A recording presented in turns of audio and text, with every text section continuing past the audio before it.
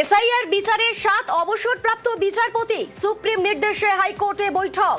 SIR বিচারের ভার বিচার বিভাগের, সুপ্রিম কোর্টে নির্দেশ দেওয়ার পর হাইকোর্টে আজ বৈঠক। এসআইআর বিচারে 7 অবসরপ্রাপ্ত বিচারপতি। এই বৈঠক থেকে কি কি উঠে এলো আমাদের সঙ্গে রয়েছেন প্রতিনিধি অর্ণব। অর্ণব বলতে পারবে, অর্ণব বৈঠকের নির্যাস কি আপডেট? দেখো, দুপুর 2:35 নাগাদ যে বৈঠক শুরু হয়েছিল, 4:05 নাগাদ সেই বৈঠক শেষ হয়েছে এবং একে একে প্রত্যেকটি বৈঠক ছেড়ে বেরিয়েছেন। চিফ জাস্টিস সুজয় পাল তিনি নিজের চেম্বারে পৌঁছেছেন। অন্যদিকে রাজ্যের ডিজিপি এবং সিইও মনোজ কুমার আগরওয়াল তারাও কিন্তু মিটিং থেকে বেরিয়েছেন। কিন্তু অনুমানের ভিত্তিতে কোনো খবর বলা ঠিক নয়, এটা ঠিক।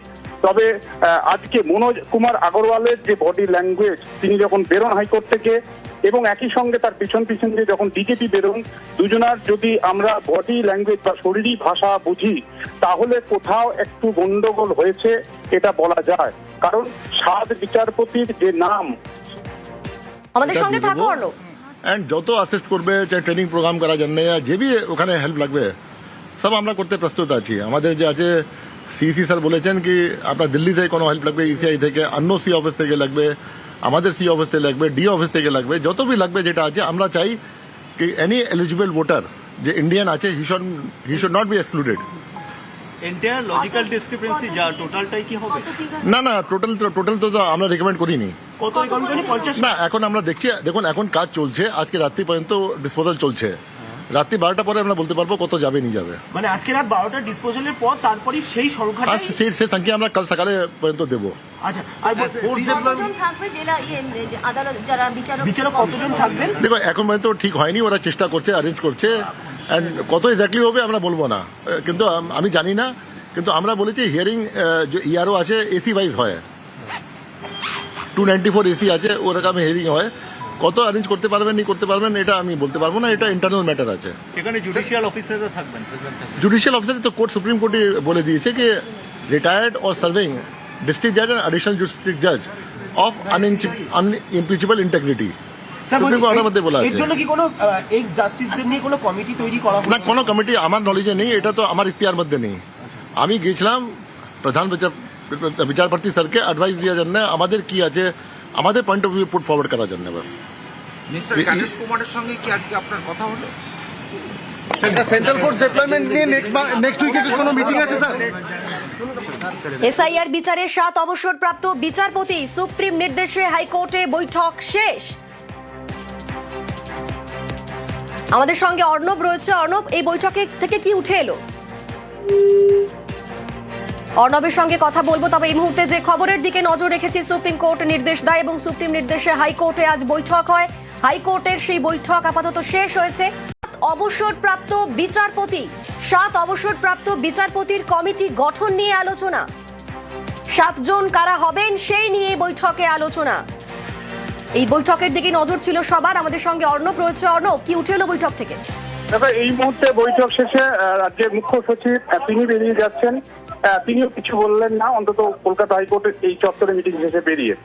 তবে মিটিং এ যে বিষয়গুলো নিয়ে আলোচনা হয়েছে, অবসরপ্রাপ্ত 7 বিচারপতির কমিটি, সেই কমিটিতে কারা কারা থাকবেন, ঐক্যমত্যের ভিত্তিতে সেই কমিটি তৈরি, জুডিশিয়াল অফিসার জেলা ভিত্তিক কতজন করে কারা হবেন সেই জুডিশিয়াল অফিসার, একই সঙ্গে জুডিশিয়াল অফিসারদের স্বল্প সময়ের প্রশিক্ষণ কবে থেকে শুরু হবে, কোথায় শুরু হবে, এই পুরো বিষয়টা নিয়ে আলোচনা হয়েছে। এবং আর একটা অংশ আলোচনা হয়েছে যে 95% ভোটার লিস্টের কাজ সম্পূর্ণ, যেটা বিতর্কহীন, সেই ভোটার লিস্ট প্রকাশ করে দিয়ে ভোট ঘোষণা এবং ভোট প্রক্রিয়া এগিয়ে নিয়ে যাওয়ার একটা প্রস্তাব ছিল। সেই প্রস্তাব নিয়েও আলোচনা হয়েছে। অর্থাৎ 30 লাখ বা 40 লাখ বা তার কাছাকাছি, যেটা লজিক্যাল ডিসক্রিপেন্সি বা আনম্যাপড ক্লেম অবজেকশন হিয়ারিং, যেটা ডিসপিউটেড, সেই অংশটা জুডিশিয়াল অফিসাররা পড়তে থাকবে মাস জুড়ে। তার পাশাপাশি ভোটের প্রক্রিয়া এগোবে এবং ভোট যখন নেওয়া হবে তার 7 দিন আগে যদি সেই তালিকা প্রকাশ করা হয় বুথভিত্তিক, তাতে ভোটে কোনো প্রভাব পড়বে না, এরকম একটা প্রস্তাব ছিল কমিশনের। কাজে সেই প্রস্তাব নিয়ে আলোচনা হয়েছে। কিন্তু কমিটির আজকের বৈঠকের যে নির্যাস, সেই নির্যাস এখনো পর্যন্ত সামনে আসেনি। হয়তো সময় পরে এই বিষয়ে যদি সিইও তিনি নিজে ব্রিফ করেন তাহলে বিষয়টি স্পষ্ট হবে। কিন্তু রাজ্যের শীর্ষ আধিকারিকরা মূলত ডিজিপি, রাজ্যের চিফ সেক্রেটারি, তাদের তরফে কোনো রকমই মুখ খোলার কোনো ইঙ্গিত দেখা যায়নি। কাজেই আর কিছু সময়ের অপেক্ষা, সেক্ষেত্রে সিও অফিস থেকে কোনো বার্তা আসে কিনা সেটাই দেখা।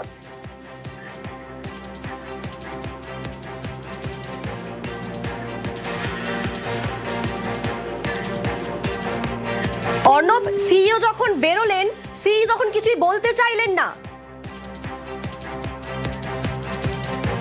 অর্ণবের সঙ্গে কথা বলবো, তবে যে ছবি আপনাদের দেখাচ্ছি এবং যে বৈঠকের দিকে নজর ছিল, আজ সুপ্রিম নির্দেশের পর হাইকোর্টে আজ বৈঠক এবং সেই বৈঠক আপাতত শেষ হয়েছে।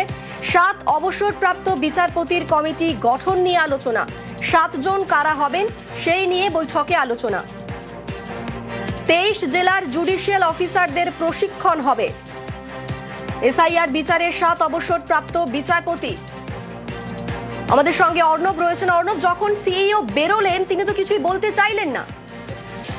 একেবারে দেখো, সুপ্রিম কোর্টের আদেশে এই বৈঠক হচ্ছে এবং কলকাতা এখানকার প্রধান বিচারপতি তার নেতৃত্বে এই বৈঠক হচ্ছে। তাই পুরো বিষয়টার মধ্যে একটা গোপনীয়তা তো অবশ্যই থাকবে। সেই গোপনীয়তা বজায় রাখার জন্যই মিটিং এর সব পক্ষ তারা কিছুটা হলেও ডিফেন্সিভ রয়েছেন, অর্থাৎ কি আলোচনা হলো সেটা নিয়ে কেউই মুখ খুলতে চাইছেন না। তবে কমিশনের একটা প্রস্তাব ছিল, সেই প্রস্তাব হচ্ছে এই জুডিশিয়াল অফিসারদের প্রশিক্ষণ দেওয়া স্বল্প সময়ের, সেটা 2 দিনের হতে পারে বা তার থেকে একটু বেশি হতে পারে। সেই বিষয় নিয়ে আলোচনা হয়েছে। 7 অবসরপ্রাপ্ত বিচারপতির কমিটি তৈরি করে তাদের নজরদারিতে জুডিশিয়াল অফিসাররা এসআইআর কাজ করবেন, সেই বিষয় নিয়ে আলোচনা হয়েছে।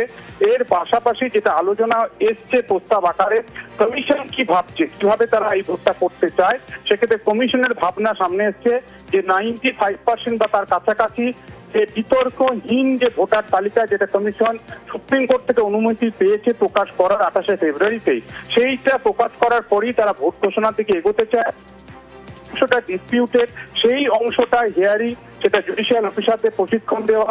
জুডিশিয়াল একাডেমি যেটা আমাদের নিউ টাউনে রয়েছে, সেখানে প্রশিক্ষণ দেওয়ার কিছুটা টাইম টেকিং ব্যাপার, সময় সাপেক্ষ ব্যাপার। কাজে সেই প্রক্রিয়াটাও চলতে থাকুক। ভোট যখন নেওয়া হবে তার কিছুদিন আগে ভোটার লিস্টে যে নামগুলি আসবে সেগুলিকে সংযুক্ত করে অতিরিক্ত একটি ভোটার তালিকা বুথ ভিত্তিক তৈরি করে তারাও ভোট দেবেন, অর্থাৎ যারা আসবেন ভোট যখন নেওয়া হবে তাদের সেই বিষয়টাও ক্লিয়ার হয়ে যাবে।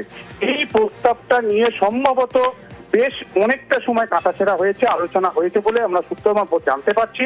কাজেই এই মিটিং এর নির্যাস সেটা সিইও অফিস থেকে বা ইলেকশন কমিশন অফ ইন্ডিয়া থেকে কোন রকম বিজ্ঞপ্তি আকারে সামনে আসে কিনা বা কলকাতা হাইকোর্টের প্রশাসনিক স্তরে কোন রকম নোটিফিকেশনের আকারে আসে কিনা সেটাই এখন দেখার, সেদিকেই সব পক্ষ তাকিয়ে রয়েছে।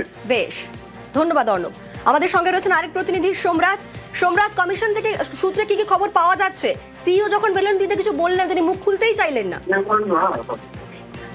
দেখো, রাজ্যের মুখ্য নির্বাচনী আধিকারিক মনোজ কুমার আগরওয়াল এটা স্পষ্ট করেছেন যে জাতীয় নির্বাচন কমিশন সর্বতভাবে সহযোগিতা করতে কলকাতা হাইকোর্টের প্রধান বিচারপতিকে। কিন্তু যেটা সব থেকে গুরুত্বপূর্ণ আজকের বৈঠকে আলোচনা হয়েছে, যেটা এই মুহূর্তে গুরুত্বপূর্ণ, যেটা নিয়ে প্রশ্ন ছিল যে কত সংখ্যক অভিযোগের নিষ্পত্তি জুডিশিয়াল অফিসাররা করবেন, সেই উত্তর রাজ্যের মুখ্য নির্বাচনী আধিকারিক মনোজ কুমার আগরওয়াল কিছুক্ষণ আগে দিয়ে দিলেন। তিনি জানালেন জাতীয় নির্বাচন কমিশনের যে টাইমলাইন রয়েছে আজ রাত পর্যন্ত অভিযোগের নিষ্পত্তি করা, সেই অভিযোগের নিষ্পত্তিগুলি করছেন ইয়ারোরা।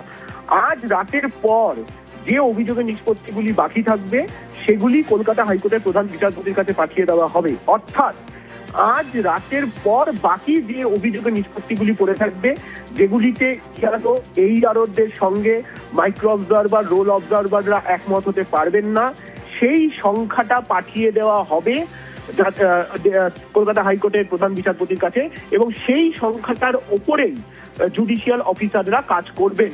রাজ্যের মুখ্য নির্বাচনী আধিকারিক মনোজ কুমার আগরওয়াল কিছুক্ষণ আগে জানালেন, এটাও তিনি জানালেন যে বিধানসভা ভিত্তিক, জেলা ভিত্তিক যাবতীয় পরিসংখ্যান কলকাতা হাইকোর্টের প্রধান বিচারপতির কাছে তারা তুলে দিয়েছেন নির্বাচন কমিশনের তরফে।